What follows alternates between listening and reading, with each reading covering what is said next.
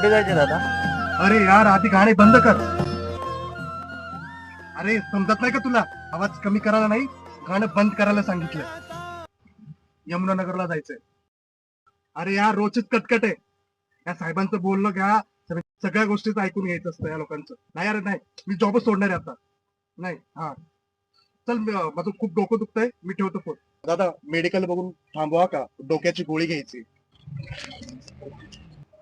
दादा खूप टेन्शन मध्ये दिसताय. अरे ते जॉबचं टेन्शन. एक मिनिट दादा, मी तुमच्यासाठी मेडिकल मधून गोळी घेऊन येतो. स्वामी नाम घेता ओठी सर्व दूर लख प्रकाश.